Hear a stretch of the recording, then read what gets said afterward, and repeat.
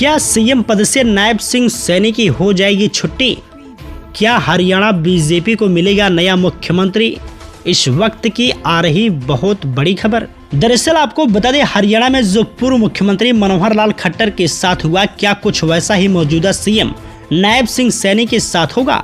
दरअसल विधानसभा 2024 के पहले ऐसी अटकलें हैं कि बीजेपी अगर राज्य में 20 चुनाव जीत जाती है तब वह मुखिया को बदल सकती है।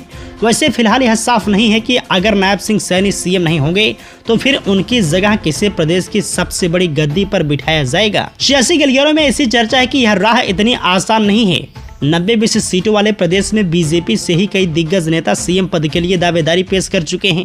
सामान्य स्थिति में बीजेपी में ऐसा कम ही देखने को मिलता है कि नेता खुद को सीएम के रूप में पेश करे। हालांकि इस चुनावी राज्य का मसला पूरा अलग है।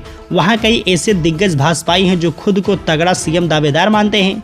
नायब सिंह सैनी को सीएम बनाए जाने के बाद बीजेपी के कुछ नेता खफा हो गए थे। वे मनोहर लाल खट्टर के बाद खुद को सीएम की पोस्ट पर देखना चाहते थे। ऐसे नेताओं में अनिल विज सबसे आगे थे।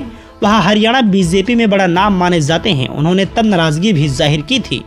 इतना ही नहीं, तब ऐसी खबरें भी आई थी कि जिनमें यह कहा गया था कि नाराज अनिल विज पार्टी का साथ छोड़ सकते हैं।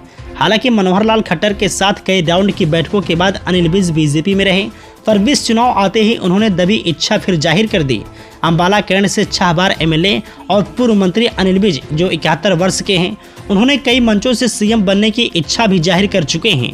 उन्होंने कहा था कि अब तक पार्टी से कुछ नहीं मांगा, पर वरिष्ठता की वजह से सीएम पद की दावेदारी पेश करते हैं। अगर वह मुख्यमंत्री बनते हैं तो प्रदेश की तकदीर और तस्वीर दोनों बदल देंगे। बात सिर्फ अनिल विज तक ही नहीं सीमित है। सूबे के सीएम के लिए गुरुग्राम लोकसभा सीट से सांसद और सीनियर भाजपा नेता इंद्रजीत सिंह ने भी हाल ही में इच्छा जाहिर की।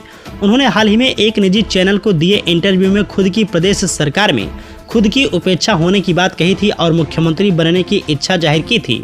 वह बोले थे, जनता जानती है कि सरकार बनवाने के बावजूद उनको प्रतिनिधित्व नहीं मिलता और उनकी लगातार उपेक्षा हुई है। वहीं आपको बताते चले कि हरियाणा बीजेपी में सीएम के नाम की कवायद तब शुरू होगी जब वह सत्ता में कमबैक करेगी। हालांकि बीजेपी के लिए यह काम पहले जितना सरल नहीं है। राज्य की मुख्य विपक्षी पार्टी कांग्रेस से बीजेपी को कड़ी टक्कर देखने को मिल सकती है, जबकि प्रदेश में आपकी एंट्री ने चुनाव को त्रिकोणीय एंगल दिया है। अरविंद केजरीवाल और आपके सीनियर नेता मनीष सिसोदिया को हाल ही में मिली जमानत ने पार्टी में नया जोश भर दिया है।